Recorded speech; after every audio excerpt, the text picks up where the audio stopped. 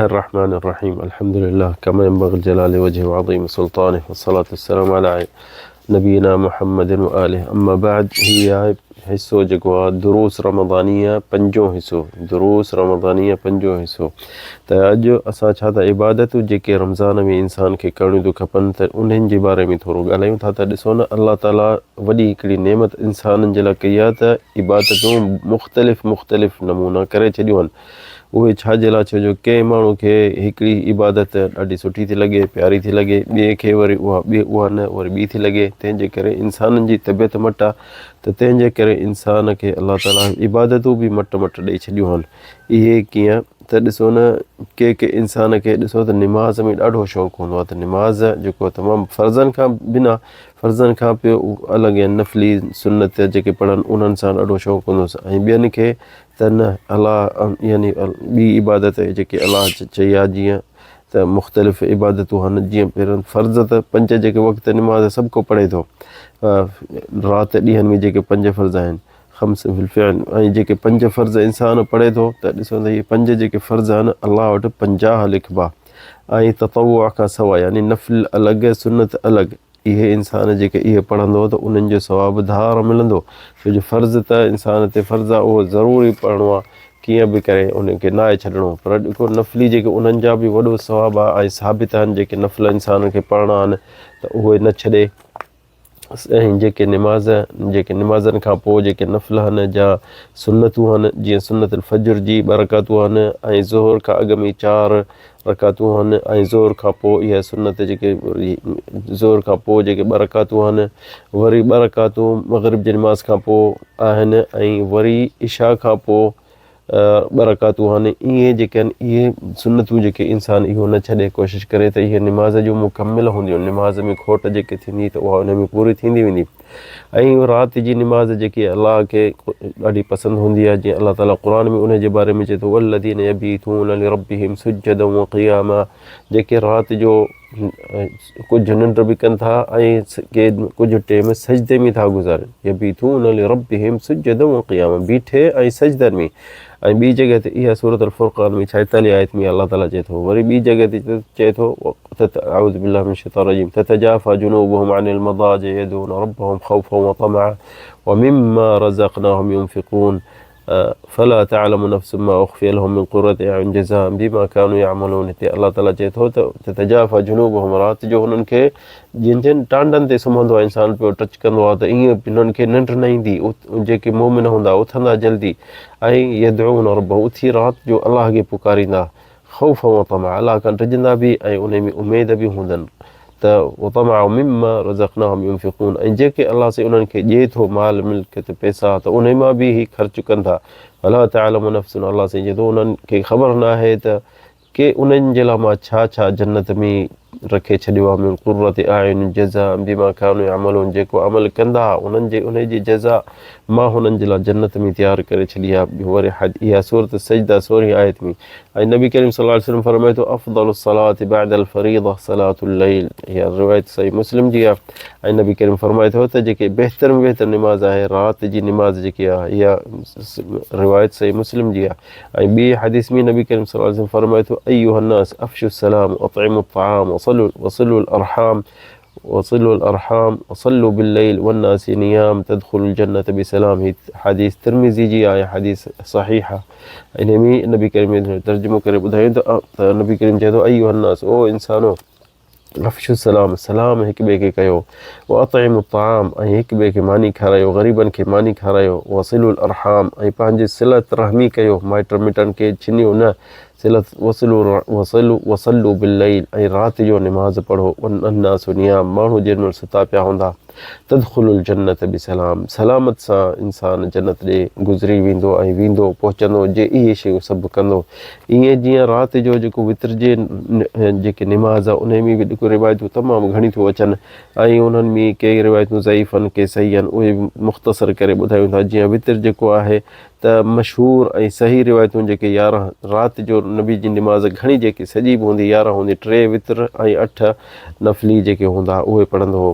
त इन्हनि जो जेको नबी करीम सल्लल्लाहु अलैहि वसल्लम उन बारे में चए थो मन अहब अन यूतिर बिवाहिदा फलियफ़अल, इहा जेको नबी करीम फरमाए थो त जेके वितर पढ़े थो खणी हिकिड़ी रकात पढ़े। हीअ रिवायत अबू दाऊद जी आहे ऐं निसाई जे किताब में बि आहे त हिकिड़ी रकात बि नबी करीम फरमाए थो त माण्हू वितर पढ़ी सघे थो।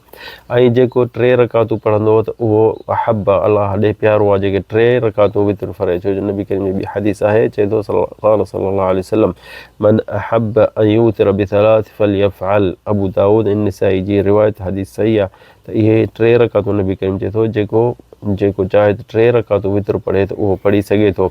ईअं जेको न जेके इंसान जेतिरी यानी इस्तिताअत आहे, जीअं त हिकिड़ी रकात सफ़ा कम से कम आहे, जेको भला 3 पढ़े या वधीक पढ़े त उहो सही आहे। जीअं उमर इब्न ख़त्ताब रज़ियल्लाहु अन्हु 3 रकातूं राति जो पढ़ंदो हो, आख़िरी राति जो पढ़ंदो हो। इहा हज़रत उमर जी यानी पकी हूंदी त सदाईं मां इहा पढ़ां। त छो जो रिवायत बुखारी में आहे त अब्दुल्लाह बिन उमर रज़ियल्लाहु अन्हु अन्नहु कान युसल्लिमु बैन अर्रकअतैन वररकअ फिल वितर।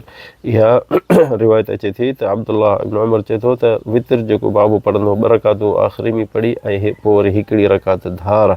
छो जो ॿियूं बि रिवायतूं अचनि थियूं त इहे 3 रकातूं गॾु बि थी सघनि थियूं। कान यअमुरु बिबअद हाजत, छो जो 2 रकातूं पढ़ी वरी उथी बि वेंदो हो, पोइ वुज़ू तजदीद कंदो हो या पाणी पीअंदो हो या ईअं। वयूतिरु बिख़म्सिन फयसरुदुहुन्न जमीअन ला यजलिस, ऐं 5 बि इंसान वितर पढ़ी सघे थो। ईअं न आहे त यानी सिर्फ़ु उहे न 5 बि पढ़ी सघे थो। इहो बि उलमा सभिनी लिखिया आहिनि त नबी करीम सल्लल्लाहु अलैहि वसल्लम चयो मन अहब अन यूतिर बिख़म्सिन फलियफ़अल। इहा बि रिवायत अबू दाऊद ऐं निसाई जी आहे त इहा बि 5 रकातूं वितर बि पढ़ी सघे थो। वअन आयशा रज़ियल्लाहु अन्हा कान नबी सल्लल्लाहु अलैहि वसल्लम युसल्ली मिनल लैल, ऐं आयशा चए थी त नबी करीम राति जो जॾहिं उथंदो हो त पढ़ंदो 11 रकात, 11 रकातूं पढ़ंदो हो। ऐं कॾहिं जे घर हूंदो हो त आयशा चए थी 5 रकातूं लाॻीतियूं बि पढ़ंदो हो, इल्ला फी आख़िरहुन। त उहा बि रिवायत अचे थी त 10 रकात यूतिरु मिन ज़ालिक बिख़म्सिन वला यजलिसु फी शैइन मिनहुन इल्ला फी आख़िरहुन। इहा मुत्तफ़क़ सही बुखारी मुस्लिम में हदीस आहे त इहे नबी करीम वितर कॾहिं 5 बि करे लाॻीतियूं पढ़ंदो हो। ऐं ॿी बि रिवायतूं अचनि थियूं यूतिरु बिसबअन, ऐं 7 रकातूं बि करे वितर करे। उम्मु सलमा जी रिवायत आहे कान नबी सल्लल्लाहु अलैहि वसल्लम यूतिरु बिसबअ व बिख़म्स वला यफ़्सुलु बैनहुन्न बिसलामिन वला कलाम। इहा उम्मुल मोमिनीन चए थी उम्मु सलमा त नबी करीम जंहिं महिल मूं वटि हूंदो हो, ख़बर थी नबी करीम घर वारियूं घणियूं कॾहिं हुते हूंदो, हिकु ॾींहुं हुते हिकु ॾींहुं ईअं, त उहा चए थी त मूं वटि कॾहिं 7 रकातूं लाॻीतियूं पढ़ंदो हो या कॾहिं 5 बि लाॻीतियूं पढ़ंदो हो हिकिड़े सलाम सां। इहा रिवायत इब्न माजा जी आहे ऐं निसाई जी। ऐं ॿी रिवायतुनि में अचे थो त 9 रकातूं बि लाॻीतियूं नबी करीम पढ़ंदो हो, सिर्फ़ु 8 में वेहंदो हो ऐं 9 में सलाम कंदो हो। ऐं इहा बि रिवायत अचे थी त आयशा जी रज़ियल्लाहु अन्हा في رواية ترسل الرسول صلى الله عليه وسلم قالت كان يصلي 9 ركعات لا يجلس فيهن إلا في الثامنة فيذكر الله ويحمد ويدعو ثم ينهض ولا يسلم ثم يقوم فيصلي 9 ثم يقعد فيذكر الله। इहो रिवायत जेकी आहे हदीस जेकी आहे रिवायत मुस्नद अहमद जी आहे ऐं मुस्लिम में बि आहे। त एतिरियूं नबी करीम ईअं जेके नबी करीम जी काफ़ी असांखे यानी मुख़्तलिफ़ शयूं ॿुधाए थो त पर जेके मुख़्तलिफ़ रकातूं जेके अचनि थियूं त 2 रकातूं माण्हू राति जो पढ़े, छो जो उहो पाणी खपेसि या वॉशरूम वञणु खपे या वुज़ू न करणु। त इहा हदीस जेके आयशा जी तमामु घणियूं अचनि थियूं ऐं पकियूं सही हदीसूं जेके अचनि थियूं त सल्ली मा बैन गुफ़र मिन सलातिल इशा खां वठी शुरू थींदो नबी करीम त 11 रकात चए थी कान युसल्लिमु बैन कुल्लि रकातैन व यूतिरु बिवाहिदा। आयशा जी जेकी हदीस आहे इहा सहाह 6 सभिनि में आहे, सिर्फ़ु तिरमिज़ी में कान्हे, यानी सभिनि सहाह 6 में आहे, सिर्फ़ु तिरमिज़ी में इहा हदीस कान्हे। त बाक़ी इहा आयशा जेकी थी चए थो त इहा निमाज़ नबी जी हूंदी 2 रकातूं पोइ आख़िरी हिकिड़ी रकात हूंदी।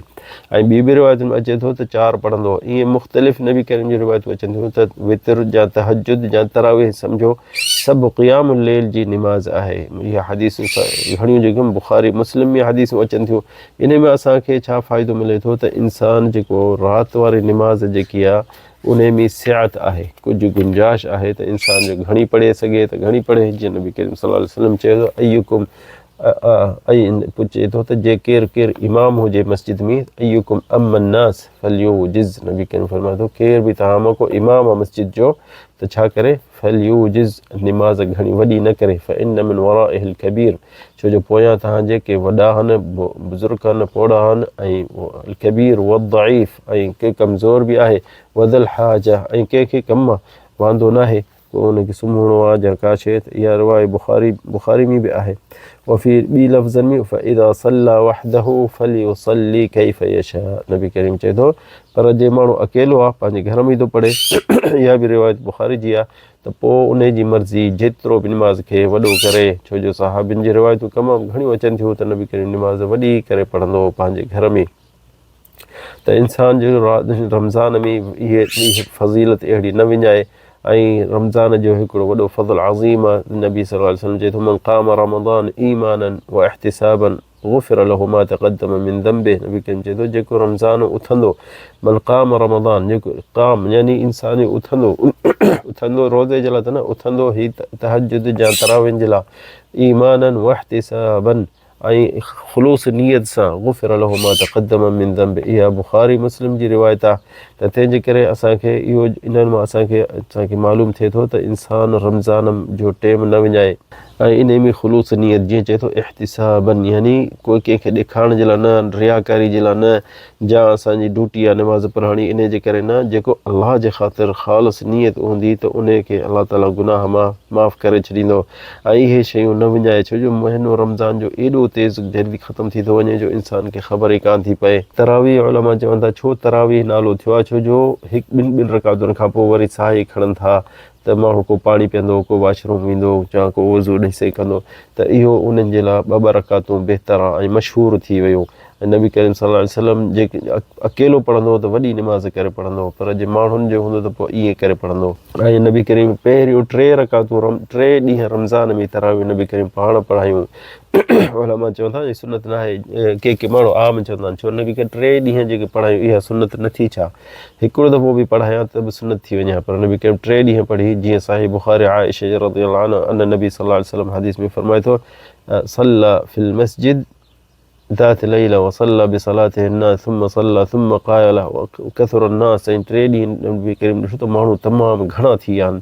ثم اجتمعوا من الليل الثالثة والرابعة، पोइ नबी करीम न निकितो त मतां ही एतिरी ख़ल्क़ अची वेंदी ऐं अलाह मूं ते फ़र्ज़ु करे न छॾे ऐं मुंहिंजी उम्मत पोइ न पढ़ी सघे, तंहिंजे करे नबी करीम 3 ॾींहं खां पोइ न निकितो। फलम्मा अस्बह क़ाल क़द रअयतु, नबी करीम चए सुबुह जो तव्हां उन्हनि खे चई त रअयतु लज़ी सनअतुम फलम यमनअनी मिनल ख़ुरूज इलैकुम इल्ला अन्नी ख़शीत अन तुफ़रद अलैकुम, नबी करीम चयो मां तव्हांखे ॾिठो त तव्हां गॾु थियो ॾाढो ऐं निमाज़ पढ़ण जे लाइ आयो, पर मां इन जे करे कोन निकितुसि त मतां ही फ़र्ज़ु न थी वञे पोइ तव्हां न पढ़ी सघो।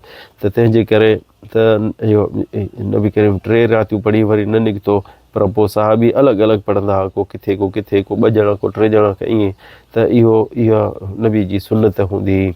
त ही अबू ज़र अल ग़िफ़ारी जेको सहाबी आहे उहो चए थो सुम्हना मअ नबी सल्लल्लाहु अलैहि वसल्लम फलम यक़ुम बिना हत्ता बक़िय 7 मिन अश-शहर, हदीस वॾी आहे, इन में ॿुधाए थो त असांखे नबी करीम पढ़ाई हेतिरो तरावी पढ़ाई, के रिवायत में चए थो 3, कंहिं में 7 ॾींहं, के 6 ॾींहं, पोइ वरी छॾे ॾिनई इन जे करे त मतां ही फ़र्ज़ु थी वञे। इन्नहु मन क़ाम मअल इमाम, नबी करीम फरमाए थो इन्नहु मन क़ाम मअल इमाम, जेको इमाम जे पोयां निमाज़ पढ़े थो हत्ता यनसरिफ़ कुतिब लहू क़ियाम लैला, इमाम खणी थोरी निमाज़ पढ़े या घणी, पर इमाम जे उथंदो वेंदो निमाज़ खां पोइ त उन जे लाइ सॼी राति लिखबी त ही फ़र्ज़ु हिन पूरो हिन सॼी निमाज़ पढ़ी।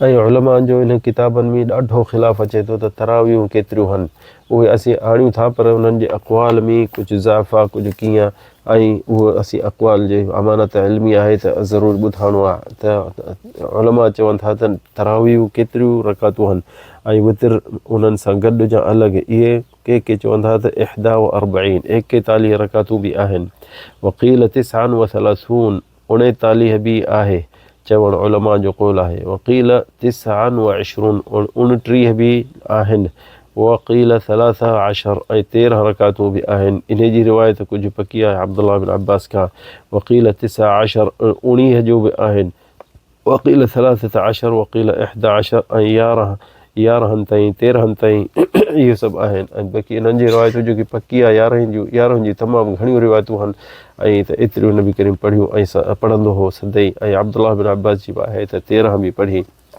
त तंहिंजे करे उलमा चवनि था राज 11 इन्हनि ते एतमाद कहिड़े ते कंदासीं जेके 11 जी आहे। छो जो सही बुखारी मुस्लिम में आहे उम्मुल मोमिनीन आयशा रज़ियल्लाहु अन्हा अन्हा सुइलत उन खां पुछनि माण्हुनि साहबनि पुछियो त कैफ़ कानत सलात नबी सल्लल्लाहु अलैहि वसल्लम रमज़ान रमज़ान में नबी करीम जी निमाज़ कीअं। के माण्हू चवंदा त इहो आयशा ॿुधायो आहे इहो तहज्जुद जो या आम ॾींहंनि में, पर न हीअ ॾिसो सही आहिनि बुखारी मुस्लिम में आहे त नबी करीम जी घरवारी खां असांजी अमड़ उम्मुल मोमिनीन आयशा खां माण्हुनि पुछियो त रमज़ान में नबी करीम कीअं निमाज़ पढ़ंदो हो। फ़क़ालत मा कान यज़ीदु फ़ी रमज़ान वला ग़ैरिह नबी करीम न रमज़ान खां सिवा इन खां 11 रकात 11 रकातुनि खां वधीक कोन पढ़ंदो हो।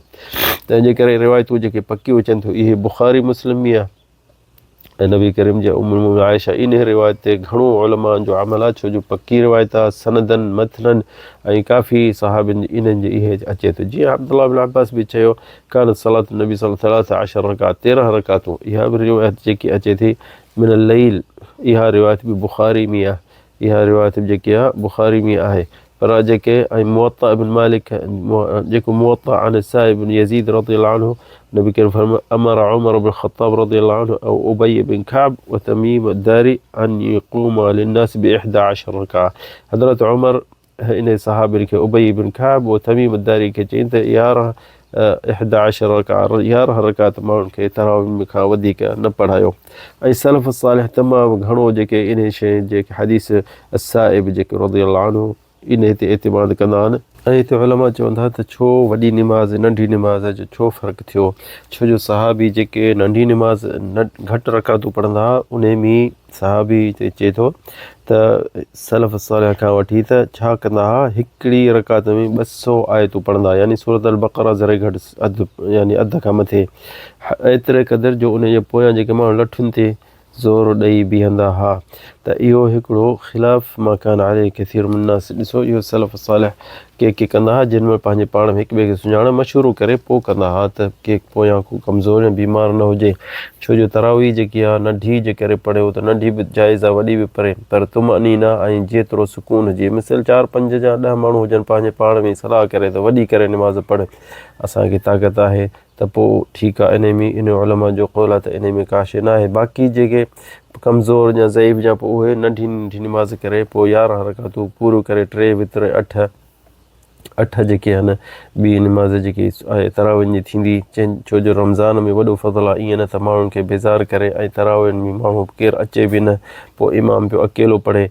तंहिंजे करे उलमा जो क़ौल आहे त न घटि करे पढ़े जेतिरो बि सघे। छो जो औरतूं बि हूंदियूं ऐं मस्जिदुनि में अचनि थियूं औरतूं उन्हनि जो बि इहो हिकिड़ो मसइलो आहे त अचनि या न अचनि। इन में नबी करीम जो हदीस अचे ला तमनउ इमा अल्लाह मसाजिद अल्लाह नबी करीम फरमायो इहो सही बुखारी मुस्लिम में आहे त औरतुनि खे मस्जिदुनि खां न झलियो। ऐं नबी करीम जे टाइम में त ईअं ईंदियूं हुयूं पर पोइ नबी करीम जो सलाम वराईंदो मर्दनि खे चवंदो त तव्हां वेहो न निकिरो जेसिताईं औरतूं मस्जिदुनि मां निकिरनि। ऐं मस्जिदुनि मां औरतूं सभु निकिरी वेंदियूं आहिनि त ईअं हिकिड़ी दफ़े हिन जे नबी जी घरवारी चयो त के मायूं निकिरणु चाहिनि थियूं पर उन्हनि खे पर्दो न आहे छा कनि त उन नबी करीम चए थो उनखे चई त क़ाल तुलबिसुहा उख़्तहा मिन जिलबाबिहा कंहिं ॿिए औरत खां वठे। इहा सही बुखारी मुस्लिम में हदीस आहे त ॿियनि औरतुनि खां वठी ऐं पर्दो पाए पोइ अचे ऐं जिन निमाज़ खां निकिरंदा हुआ त मर्दनि खे चवंदो नबी करीम वेहो जेसिताईं ही त औरतूं निकिरी वञनि। ऐं हीअ नबी करीम चवंदो ख़ैरु सुफ़ूफ़ रिजाल अव्वलुहा व शर्रुहा आख़िरुहा व ख़ैरु सुफ़ूफ़ निसा आख़िरुहा व शर्रुहा अव्वलुहा। रिवायत सही मुस्लिम में आहे त नबी करीम चए थो त सिफ़नि में मस्जिदुनि में बीहो। छो जो हींअर अॼोकल्ह जीअं वांगुरु ॿिए मंज़िल त मथे औरतूं मर्द हेठि ईअं त कोन हो। अॻ में मर्द शुरूआत में हूंदा अॻियां पोयां जेके आख़िरी हूंदियूं औरतूं त ढक में हुजनि ऐं ख़ैर सां निमाज़ पढ़ी निकिरी वञनि। तंहिंजे करे नबी करीम सल्लल्लाहु अलैहि वसल्लम चवंदो मर्दनि खे त सलाम खां पोइ वेहो त औरतूं निकिरनि पहिरियां पोइ ऐं उहे अबायो पाए पंहिंजे बुरके में ऐं ख़ुशबू वशबू बि न हणनि। तंहिंजे करे इहा नबी करीम जे टाइम खां हुकुम हो त औरतुनि खे नाहे झलणो। अल्लाह ताला असांखे तव्हांखे तौफ़ीक़ जे हिदायत जे त हदा वल्लाहु आलम सल्लल्लाहु अलैहि सय्यिदना मुहम्मद।